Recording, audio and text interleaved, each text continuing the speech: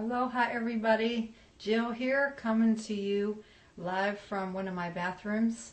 I'm doing a retake because my phone camera has been acting up and doing crazy things. So hopefully this one will come out okay and I can make this video. I know it's been a while, sorry about that. I've been keeping busy as always, working on my homework, trying to stay positive and get through these treatments. In the meantime, I've had a couple of developments. I ended up with a UTI and had to get an antibiotic for that. I guess, what is it, ciprofloxacin? Yeah, so I've been taking that and I think it's been helping, but as a result of that, I ended up with candidiasis, I'm pronouncing it wrong, oral thrush in my mouth, and yeah, it's horrible. So I got diflucan for that, or what's that one called? Fluconazole. Yeah, I have, just checking my meds over here. I have so many meds. I'm just adding more to the list. Here they are. It's ridiculous. Copious amounts of pills. But I'm doing good keeping them organized with those cards there. The bad thing about all the medicines is some are taken with food, some are without food. Certain ones have to be spaced apart from each other because they have contraindications, and that's problematic. So again, those note cards are really helpful for me. I suggest anybody who has a lot of meds to take to have some formulated type of system, such as the note cards. And then I also have reminders on my phone go off when it's time for me to take them, and just to kind of help me out. You know, it's tricky because with the Cipro, you're not allowed to take that with yogurt, and with the fluconazole, I can't take that one with my metropolo for my heart because that will cause heart palpitations. And then, you know, what I'm trying to remember which one. I think it's a Cipro too that the pharmacist was telling me that interacts with my my steroids, dexamethasone, and that could cause tendon tears, so I've been trying to be careful with that as well. There's just a lot of interactions that could happen and contraindications, and it's important to stay on top of it if you can. But anyway, I got that stuff under control, hopefully this mouth thrush will clear up. It really sucks. I don't know if you can see it, but it's alright. You probably don't want to see it. It's gross. Anyway, notice I got a new sleep cap. It's a sleep cap, but ow. Oh, my head hurts so bad. My hair follicles. I'm really contemplating having Tenor help me shave it off because it hurts. I don't know if you're able to see in... Oh, it's bad. I don't know if you're able to see in the cap or not, but all the white spots that you see on the cap, that's my hair follicles. And any scarf I wear or a hat, the hair sticks in there like a porcupine or cactus thorns, and it just comes right out of my head and it hurts. And I think it would feel better if I shaved it off, because even I have to put a hat on a certain way and go with the grain, not against the grain, and I don't know, there's just all these rules, and it might hurt shaving it off, but in the long run it's going to feel better to have it gone.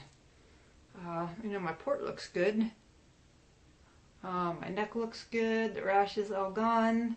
Oh no, I'm doing pretty good with things, just trying to hang in there and be positive. You know, all these infections I have going on right now suck. My immune system is shot.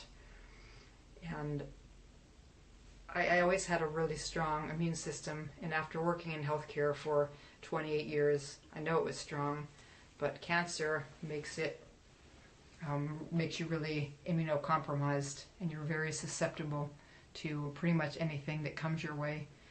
And what I don't appreciate is all the people on the island that are sick, walking around coughing and hacking.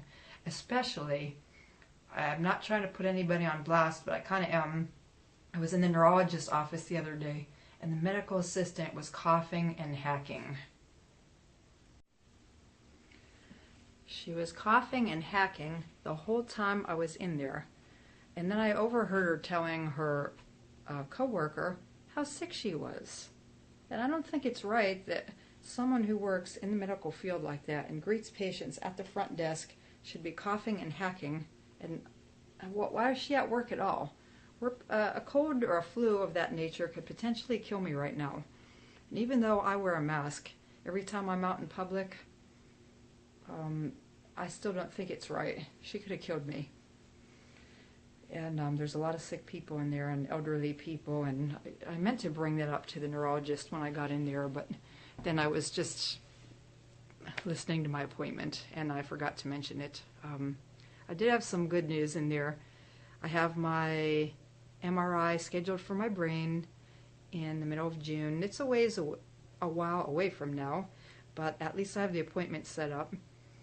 He checked the pins on my head, the marks, and they're gone from the front. I still have them in the back, and it's still numb back there. He did tell me it could take up to 3 months till I got my feeling back. I was thinking it was initially 1 month, so that was a little discouraging, but not the end of the world. Another thing that's kind of bad that I found out was I thought my chemotherapy would be POW after, or for you mainlanders, that means finished. I thought I'd be finished after 6 treatments, 6 rounds. And I just found out recently that after I finish that, I need to then have the monoclonal antibody treatments. And I was under the impression I was having that already, but apparently I need to wait and have that after I finish the Taxotere and, Taxotere, it's a bad one. And these other chemo meds. So I said, okay, how long is that going to be? 3 months, 6 months? And they said, no, it's a whole another year of treatment. And I'm going to have to keep going into the office for the infusions. I can't take pills at home. So a whole another year and a half of cancer treatment for me. It's really long. It's upsetting, and I'm not going to cry about it again because I did already, and I need to just be thankful, and hopefully, God willing, all this is working, and I need to just focus on one day at a time, and that I'm here. I seem to be doing pretty well, and that's it, just one day at a time. No reason to look that far into the future. But I need to keep these videos positive. I always try to keep them positive because my goal here is to encourage anybody else in a similar position to hopefully let them know it's going to be okay. So on that note, let me just say for positivity, I was at the Waianae Comp the other day yesterday actually, for this oral thrush. And I was in and out of there in 2 hours. Under 2 hours. Yes. Fastest ER visit ever. And a lot of people scoff that, the Waianae Comp. But I do go there for minor infractions such as, the oral thrush. I knew that's what it was. I called it. I knew exactly what it was. I recognized the symptoms. And everything I have going on, and it was, and so I got that. I diagnosed myself again. Let's see, another positive thing is I woke up in Hawaii. I woke up, that's number one, positivity, and in my own home and in Hawaii, and I feel pretty good. So I really can't moan and groan. I just got to get rid of this UTI and this thrush and hang in there. Just, it's been kind of a blessing going back to school online because it gives me something to really look forward to and go to work towards. My birthday is just a couple of days away. I'm not going to say my age, but I'm still 25. But my friend Larry is throwing me. It's going to be a big blowout birthday party at our hiking club's clubhouse in Waimanalo, so I'm really excited for that. And that's going to be a good time. We're expecting a nice turnout, and it's going to be far enough away from my chemo that hopefully I should be able to enjoy the party, and probably I don't know about the food. You know, hopefully I can taste something, or oh, my nose is so runny. But you know, I'm excited to see everybody, and yeah. So actually, I better get some homework done now. It's getting kind of late. But thank you for watching. I'll try to make a video sooner rather than later. And that's it. If you have any comments, leave them in the box below, and please continue to share my GoFundMe page. And thank you so much for everybody who's been contributing. It's really been saving my life here. It really is. I mean, it's so helpful. You have no idea. And likewise for watching my videos and sharing my YouTube page and subscribing.